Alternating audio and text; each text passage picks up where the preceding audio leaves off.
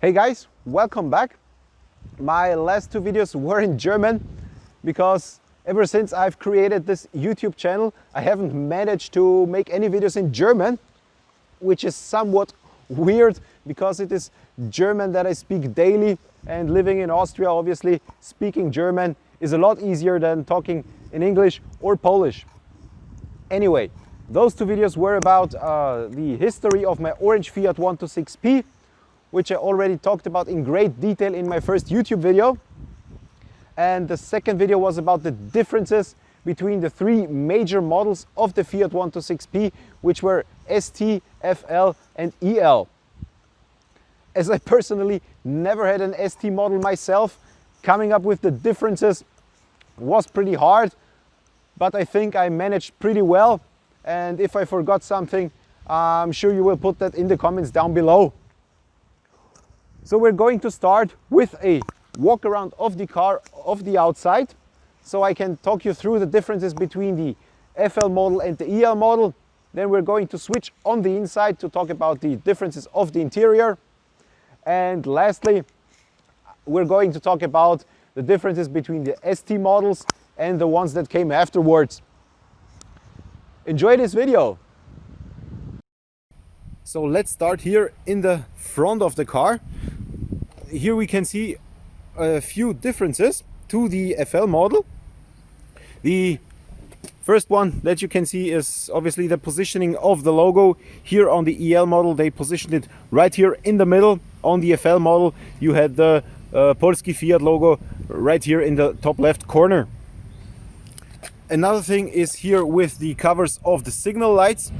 On the EL model they switched to the clear ones with an orange light bulb.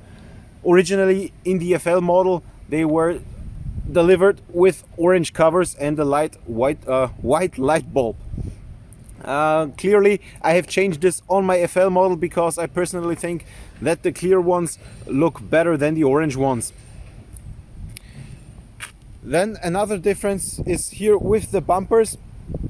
As I said, originally the FL models and the EL models were delivered with plastic front and rear bumpers. Here on the side there hasn't been any changes to the wheels itself. The biggest changes were from the ST model to the FL model and further on to the EL model. However, I will go into more details when I'm talking about the differences between the ST models and the other ones at the end of the video. Here the next thing is the signal sign. Here it is positioned farther down than on the FL model. On the FL model it was positioned here and was slightly bigger. These side mirrors here are a topic for a little bit later when we're inside of the car, so I'll be going into detail about them a little bit later on. Here on the side of the car, let me go a little bit farther away, it is clearly visible that the doors have been designed differently. So there's this nice little shape here on the top of the door here that goes all through along to the end of the car. On the FL model there are two of them, and both doors had some kind of covers on their doors. On the EL model there was a rubber band in the middle of the door, and on the FL models you had the plastic covers at the bottom of the doors. I had removed all the covers already a few years ago. Here a little farther back we have the air intake. Obviously the engine is an air-cooled engine, so it gets its air right here in order to cool the engine. On the EL models the air intake vent is very similar to the one on the ST model, and here for comparison I have the one from the FL model, which is clearly way bigger. So let's head to the rear end of the car. In detail I want to talk about here the engine cover. It is similar in form. However, the car is currently missing its logos. So this one was originally mounted here on the car. I removed it a long time ago because it's currently, as you can see, plastic, and I would like to have it made from some kind of metal, aluminum, or yeah, I'm thinking about this currently. Obviously, I have forgotten about it for the longest time, so it's never been made over the last couple of years. This logo is from the FL model. It is basically positioned right here. Same problem here, it's made out of plastic, so I really want to make it out of metal, but I'm going to need help for that. So that's another thing that I haven't managed to do over the last few years. On the left side, on the engine cover here, there's another logo which is from the FL model as well. 650 obviously stands for the engine. Then another difference here concerning the covers of the tail lights. Those are slightly different to the FL model. Those from the FL model originally looked like this, so the top is orange and the bottom is red, so there's basically just a slight difference. Currently I have on my FL model the clear ones, as they again look a little bit nicer than the original ones. However, I will have to change them for the next technical inspection. Another change is here with the filler cap for the fuel tank, but that's just a minor detail. The door handles haven't changed much, maybe in color. Those on the FL are black and those are gray. So hopefully I have managed to talk about all or most of the differences between the FL model and the EL model. So let's go inside of the car and talk about the interior details. Hey guys, we're inside the car right now. So the first noticeable difference entering the car is clearly the steering wheel. So I have here the old one for comparison. You can see the form is slightly different, and here right in the middle on the horn you can see the FSM logo, which means Fabryka Samochodów Małolitrażowych, which translates to factory for cars with small engines. And another spare part that I brought here with me, you can see the instruments for the wipers, these signals, and here the lights. I'm sorry, you can see the logos here. So that's the differences with the steering wheel. So it's completely different, one can say. The next thing is the dashboard itself. It's more modern in the FL models, in the EL models, in comparison to the FL models. So as you saw in the previous video, hopefully the dashboard on the FL model had its lights here on the left, and here in the EL model the lights are down below here. It's pretty hard to see on the video, I see. So that's the differences here in the middle. The next difference are the side mirrors here. As I said, going around the car on the outside, on the FL model you weren't able to adjust them from the inside, so you had to make the adjustment from the outside. They have clearly improved that on the EL models with putting in a short handle right here in order to manage the side mirrors as needed. Another huge difference is here with the windows. They stopped producing the triangular shaped windows on the inside, which is very unfortunate because they looked very fine and had their flair. So opening them while driving was always a nice thing. The downside of them was if you open them, they somewhat block the view in the side mirrors. So there's only the bigger window here, but it's sufficient enough for the cabin because it's small anyway. So the next thing is the interior itself. There were two different specifications for the FL and the EL, either fabric as in this case or with synthetic leather. As I bought this car secondhand, I didn't have the option to choose. However, I'm really satisfied with the fabric. Another difference here in the front of the cabin is that I have one compartment more to store stuff because this car hasn't a radio. So let's head to the back of the cabin. So here you can clearly see that the mechanism for opening the rear windows has been discontinued with the EL models, which is very unfortunate for passengers sitting in the back. However, I have to admit, I've had this car since 2015 and not once I've had passengers sitting in the back. However, in 2020, people are used to having more space even in the back of their cars. So the chances of somebody riding with me voluntarily in the back of the car are slim to none. Oh, farther back here, we can see the heated rear window, which is very nice to have, especially in the winter, because I not always manage to have both cars in the garage. So one of the cars has to wait on the outside, and it's mostly this car because the other one's definitely staying in the garage. With the heated rear window, it takes maybe 2 to 3 minutes for the ice to melt, so I can go about my day. Hopefully I have managed to tell you all the differences between the interiors of the FL model and the EL model.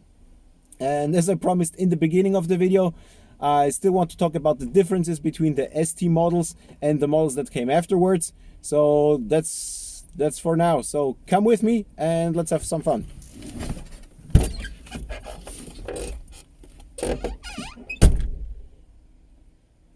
So let's talk the differences between the ST model and those that came afterwards. As I said, I personally never had an ST model, so going through the differences is rather hard. So I want to focus on those differences that I definitely know about. So let's get started here in the front again. The difference between the ST model and the other ones was the positioning of the logo, or the logo itself. Here in this FL model you can clearly see that the Fiat logo from 1994 has been used and positioned right here in the middle. On my FL model you can see the Polski Fiat logo right up here, and on the ST models there was only the Fiat logo here right in the middle.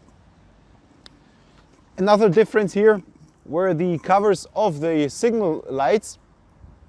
As you can see, these one are clear, so this one was with the EL models as standard.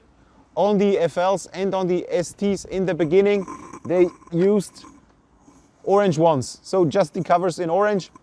As you know, on my FL Fiat I currently have the clear ones as well, because I'm using an orange light bulb so I can signal according to the current laws in Austria.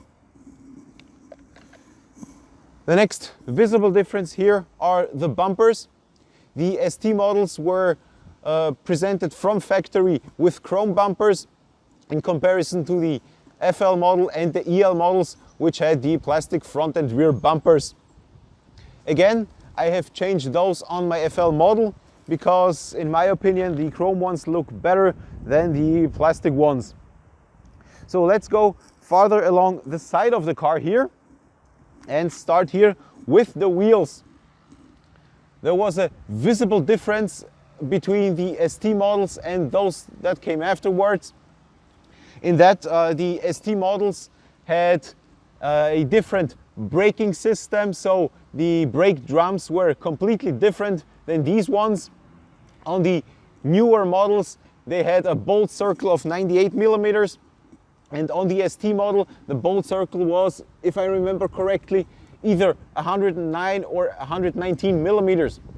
So the braking system was slightly different, and although those wheels looked absolutely fine, I've never changed them because of the braking system, and people have told me that the brakes are less effective. So because of security standards I never changed them. And another thing is right here in the back, the air vents, those on the EL models are very reminiscent of those on the STs. So that's the differences, the three differences that I know of for sure. Other differences are obviously on the engine side. So let's head back and I'm going to show you those that I know of.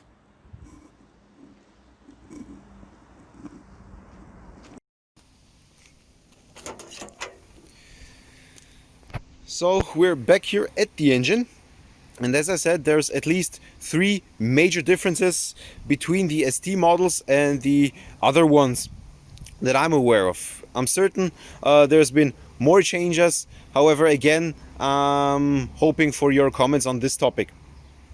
Obviously, the first one is the increase of the engine itself from 600 cubic centimeter engine to 650 cubic centimeters. Another big change was here in the middle of the 1980s. With the production start of the FL models, they switched to an alternator, and before they had a small generator. Here on the other side of the engine, hopefully you can see that. Here right in the middle there, I'm sorry, the camera is focusing. Okay, here is the electronical ignition. As I said in one of my previous videos, or was it even the first video, in the middle of the 1980s, with the production start to the FL, they switched from the mechanical ignition to the electronical ignition. So let me show you inside the car how the difference worked. So here, right in the middle of the console, so we have two levers here. The left one has always been for the choke and still is in the newer models. The left lever here, which is now for the heating, was in the ST models was basically the starter. You just had to pull up the lever gently, which made the engine start. Guys, I'm here in the back of my car. As you can probably notice, the space is pretty narrow, which brings me to my earlier point that in 2020, currently, the chances of somebody voluntarily taking the back seat in this car are pretty slim. But I think it's a nice ending for this video. And before I close off this video, I would like to thank every one of you for watching my videos. I have created this channel in December of 2018. However, only in the last couple of weeks I was able to manage to upload a lot of videos. So thank you for watching.